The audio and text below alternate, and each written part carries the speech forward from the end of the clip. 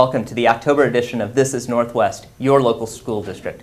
I'm Jason Grisgor, pleased to bring you yet another informative half hour of your local school district, Northwest. I'm very fortunate to have with me tonight, as always, some fine guests. I've got, of course, Chief West, Pauletta Crowley, our dear friend, and, of course, Chief Dan Meloy from Colerain Township. We're gathered here today to discuss the crisis team within our local schools. Pauletta, what's going on with our crisis prevention, and I guess you would call it prevention, within the schools? Yes, well, we do have a district crisis team that has been around since the late 90s, I believe, and the team consists of representatives from many different areas of our community.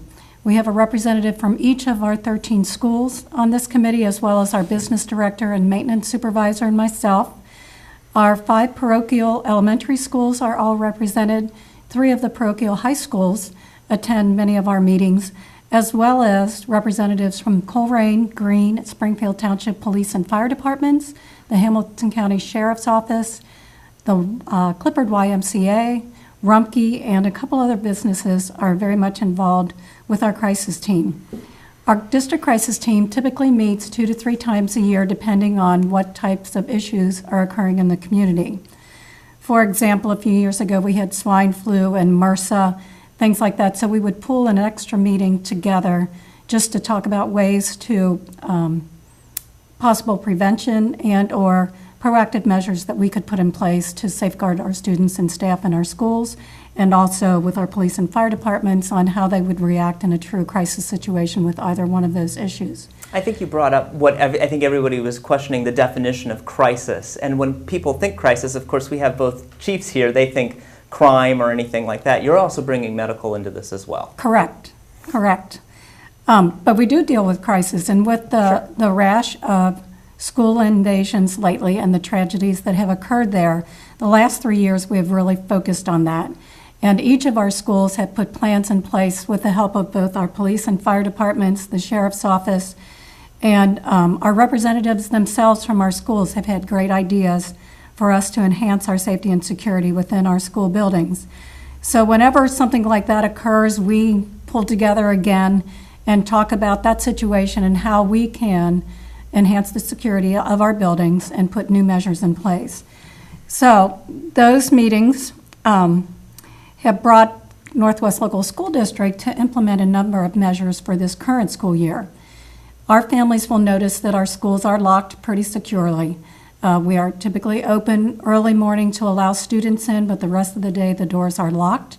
It's key entry only or electronic entry. Parents and community members have to buzz into our schools to be admitted and report to the office, get their name tags, much like many other schools. And then also our staff. By the end of September here, all of our schools will be electronically coded so that the staff are coming in using an electronic device to get in and out of the building. So we've adjusted that. We have clearly marked room identifications. That has been in place for a number of years from the outside of our buildings for first responders to be able to tell where the issue is in the building. But learning from recent events here, particularly at LaSalle High School, we have now labeled all of our classrooms from the interior of the room, not just classrooms, every room in a building, as well as the hallways for our first responders to know they code differently than schools do, and so they have come together and have been able to code our hallways with clearly marked divisions. There's a distinct visible presence of the police in all of our schools at this point. That began last school year and is continuing this school year, and I'm going to allow the gentleman to address that. I was going to say, because as we see here, they're both, we know they're chiefs because, of course, we know them personally, but as you can see, they're distinctly presenting differently, and that would be the next question. How would they be perceived within the school? I'm going to let them respond. Let me make one comment and I'll let them respond. We have them coming into our schools in a very positive manner. They're interacting with our students and staff. They're getting a very good foundation for the layout of the building when they come in and out. But we also want the community to know that we are very well connected. We work as a team, and in the event of an emergency or crisis, they will be the first ones to respond. So with that said, gentlemen. Yeah, as Pauletta said, one of the important things is we learn the layout of the school. So we have our officers walk through every school building every day, so our officers become familiar with the buildings. And also, it allows the students to get used to seeing police officers in the building in case something ever happens. Hopefully, we build up a certain trust level with them. And we've just found that it's been a very good program for our officers. They enjoy doing it, and we think it will be helpful if we ever do have a situation in a school. And how many officers are you looking per school, or dependent, I suppose? We try to get at least an officer in every building every day, but we don't necessarily want the same officer to go into every school, so we want to have different officers go through the building so they all become familiar with the building. But we have 33 officers on the police department. We actually have 18 schools in Green Township. Only a couple of them are in the Northwest District, but several parochials that are covered under the district crisis team are also schools that we go into. And Chief? So while we staff our high schools with school resource officers, we also have a school investigator that kind of covers the whole district through not only the Colerain schools, but through mutual aid agreements with Colerain and Springfield Township for those schools that are outside our territory, so to speak, but allow that investigator and those SROs to handle things in the feeder schools, as we call it, which are the elementaries and the middle schools. But we teach the DARE and we do all those kinds of things. But again, as Chief West said, gaining that familiarity within the schools by officers working on different shifts, just stopping in, making themselves familiar with the staff, letting the young people see them, it breeds, again, it's that community policing philosophy that if once you know someone, it opens up lines of communication. Hopefully there's a trust there that we can learn more, because the SROs in the schools, the history there has proven to us that those relationships provide tremendous assets when we're looking at different issues, because the kids that build relationships, they provide information and intelligence to us that can often allow us to stop something bad from occurring or stop that tragedy from occurring because of those developments of relationships. That's the biggest success that I think we've both seen, and probably agencies from across the country would say, is once you develop relationships and build that trust, you get information you never otherwise had. So while we're learning floor plans and introducing ourselves, we're developing relationships that we otherwise wouldn't have had. So we're all on that philosophy, and we do have a great relationship not only with the crisis team members, but those individual schools. And then once we set up, obviously, this rapport, which sounds like it's going to be a very good handshake between adults and kids, obviously, if something were to happen, what happens? A crisis happens. How are these students going to react, and how are you going to help in that reaction? Well, by law, we're required to do tornado and fire drills, and we do those on a regular basis. And we are also required to do lockdown drills. And so we do practice those. Each of our schools has their own district crisis, or their own crisis team within their school, consisting of 5 or 6 staff members. And so when they prepare for a drill, they will put a scenario in place and then have the teachers and students react to that scenario. Mm-hmm. After it's over, then they sit and debrief, think about what it is that they can do better.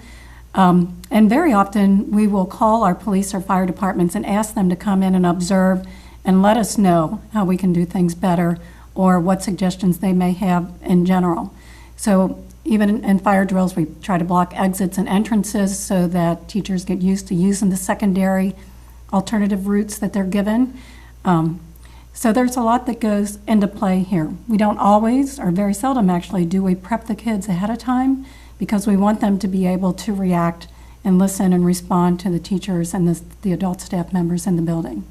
Of course, once we get the kids involved and now they understand what's going on, let's just hope that a Sandy Hook doesn't happen or anything like that. But if a major crisis were to happen within the schools, obviously the kids and the teachers know what's going on, but what about the parents? Obviously that's the second handshake to that. And that's a very good point.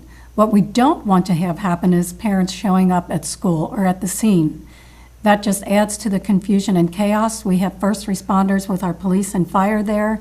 We have emergency crews there. Very often, in previous cases, the perpetrator has still been in or around the building. So what we will do is contact the media, who very quickly find these things out, and they will spread the word on where the parents should meet and reunify with their students. We also have changed our cell phone policy this year. It used to be that students were not allowed to have cell phones on campus, period, They are not allowed to carry them onto campus, but they're locked up in a purse, a book bag, a locker. In the event there would be a crisis, our staff would have them take out their phones, call their parents to let them know they're safe, and then have them pass it on to a friend to call their parent. Gentlemen, is there anything you would like to add? I would just like to reinforce what Pauletta said, is that we will, in a crisis situation like that, if there were a school shooting, the students will be taken to another location. So there's really no point in the parents responding to the scene. And if they do respond to the school, the students will be taken somewhere else, so they're actually going to the wrong place. But it could slow the response of the police and fire units to the scene. So that's a message we'd like to get out to parents, that there is a plan in place. We have good plans in place, and that they shouldn't respond to the school, but they should wait until they hear the instructions. And as we found at the LaSalle incident, the media gets the word out very quickly what the parents need to do. Well, we've worked on, sadly enough, after Columbine, the Columbine High School tragedy, we as law enforcement have worked towards development of plans and thinking through everything that needs to be done that we can possibly think of, and then it happens like it happened to Chief West at LaSalle High School, and you think of things that you otherwise didn't think of. But the information to the parents is something that's in our plan to prepare for and have in our mind addressed prior to an incident happening. So as we advise the media, that information is going to come out to parents, where you can meet, where the children are going to be reunified, but there's going to be a process that goes along with that, just so it's not chaos, so that the people can do what they need to do, the officers can do what they need to do. One of the other things that we do in respect to all the schools in the district is on a regular basis, we do threat assessments within the schools, and we review the whole system, school systems, schools from the entry system to everything that we go along, and we provide that information to the school district, and then we discuss it. How can we provide better service? What changes can we make? What can be done differently to make this environment as safe as we possibly can? So those things are, again, the crisis team kind of pushes that expectation that we have to keep thinking differently and responding differently, and realizing that we've got to be prepared for something that we hope never happens. Sure. You know, and it's just an expectation from not only the community but from within our environment to be ready, you know, and hope, again, train for something that we hope never happens anywhere near, you know, our town or anywhere town around us. So it's difficult. And not that you can say, yes, we are, but do you feel that the school district is prepared, that you would be ready? Very much so. I believe we're quite unique in that the 3 township police and fire departments, as well as the Hamilton County Sheriff's Office, are very involved in this team in particular, but in our district crisis team and our schools themselves. We have a unique relationship that law enforcement, when they go to different meetings, I think we're unusual, and that we have such a great relationship. And we do plan to train all of our staff early this fall. In crisis management, we want our parents and the community to know that we are very well trained. Our staff will be trained to make smart decisions, good decisions, to keep our kids and staff members safe in the event of a crisis. Now, mind you, we can't stop everything from happening, but if it's going to happen, we want everyone armed with the knowledge on how to act and react in the best manner possible to keep as many people safe as we can. And I think the underlining that we kind of all understand here is that this is going to be an ongoing thing. It's never going to be a textbook, one item issue. Something else changes or could go on, and I think that's what we're seeing, is that it's an ongoing process between the school and the police departments.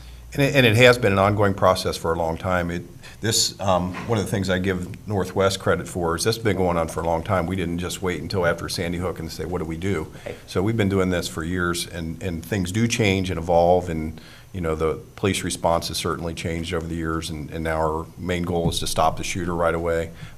We don't wait for 4 officers to get there. Years ago, they would wait till the SWAT team got there, then it was 4 officers. Now, first officer goes in there to engage a potential shooter. So things change over the years, but the district has stayed ahead of all that, the changes, and has been working on this and didn't just throw this thing together. We've been doing this for a long time, meeting and trying to be proactive, and trying to prevent things is the most important thing.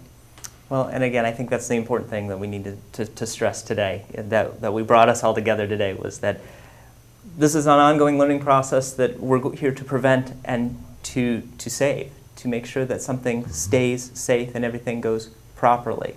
It's chaos, and you've got to find that calm in that storm. And I think with officers like you, and chiefs especially like you, moving that forward, I think we're going to see that greatly in the Northwest School District.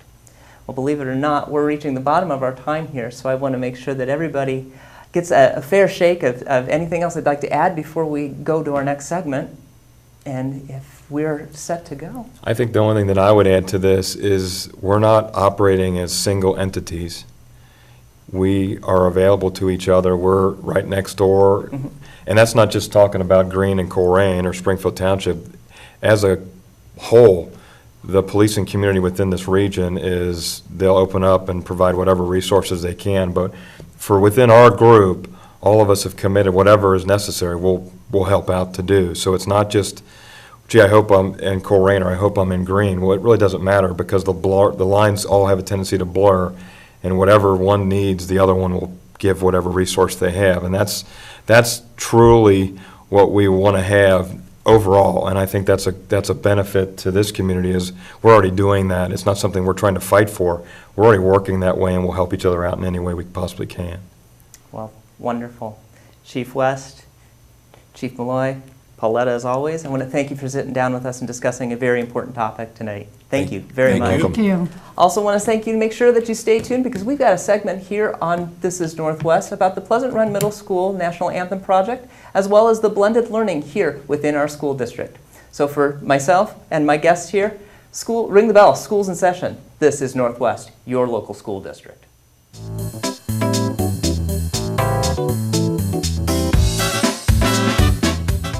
National Anthem Project by the National Association for Music Education, Washington, D.C., to help teach students the lyrics to their national anthem.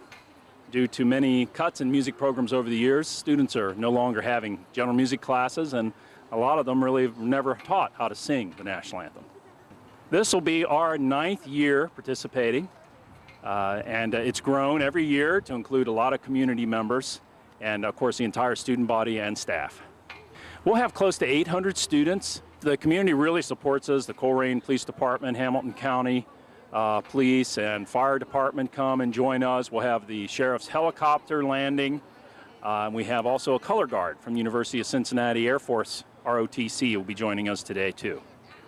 I just really appreciate the support of the community in this activity. Now that we have 9 years of this, we have a lot of graduates of the activity, and I hope they continue to sing the national anthem and not treat it as a performance piece, but sing out and really do their best to display their patriotism and honor our country.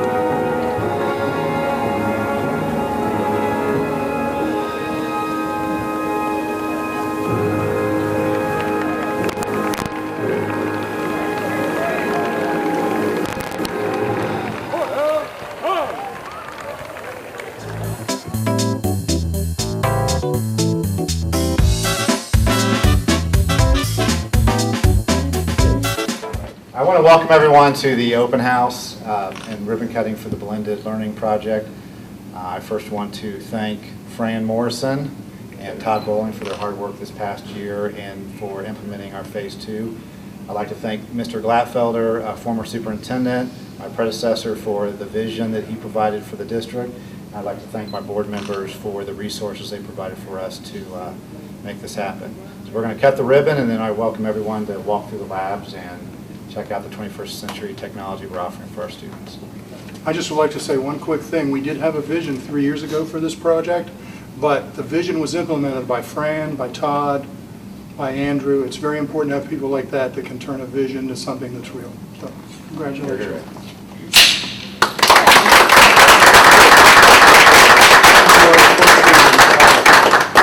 Okay, so this is kind of the home base for the blended classes. Normally, what we would do is then, as we start here, students would log in. They'd go onto their Blackboard page, our Blackboard page. This is senior social studies, so this is government, and then they check out the announcements, and that basically tells them, what they do for the day. So. We rarely have all 50 students in here at once. Brett and I teach it, we call it super blended. There's 70-something students in there.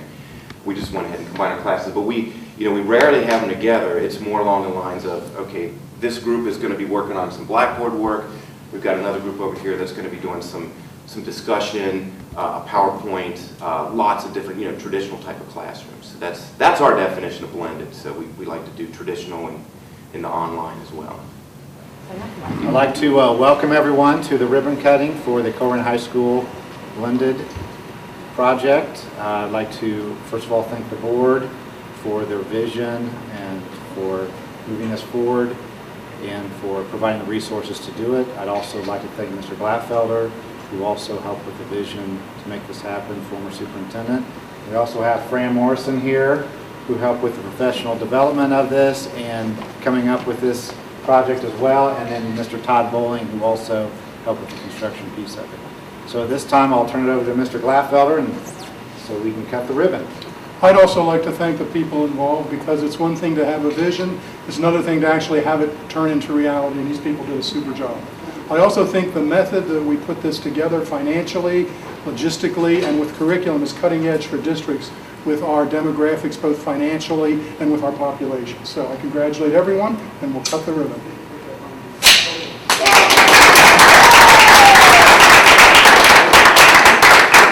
Okay, the question we get a lot is, how did we come on this concept? And actually, it was about 3 years ago. We were trying to think, and we've been working with college and career readiness for quite some time, and the idea came to maybe have teachers collaborate, work together using technology. And how could we do that in a way that would really prepare students for the 21st century? So the first year we piloted an online course with a teacher and worked with a blended assistant, and the students rotated between an A-B day. The next year we decided, well, I think we can do this on a bigger scale, and we started to look at how could we train teachers to work with technology in a different way so that what they're actually using online is more a substitute for their textbook, and then have an opportunity to do direct instruction, small group instruction, the same kinds of things that they do in a typical classroom, but using the tools of technology. And the nice thing about what we've developed, we use Blackboard as our learning management system, and all of our courses are loaded on Blackboard. We're in a consortium with other districts. And instead of textbooks that need to be rebound, that fall apart, that become outdated, we have all of our courses online. So teachers can interact with the content daily. They can meet as teams. We just went through a new standards adoption for all the state standards. And so they worked very closely with the state standards and creating the courses so that our courses can always remain current without us going through a huge textbook adoption. So it really is a way to use economy, but also use the tools of the 21st century and prepare students for much like they'll experience in college. Currently, all of our 9th grade students at both Colerain High School and Northwest High School, all our 9th grade students take health. So that's a pretty large portion of our student population. And then we have a variety of courses that we offer.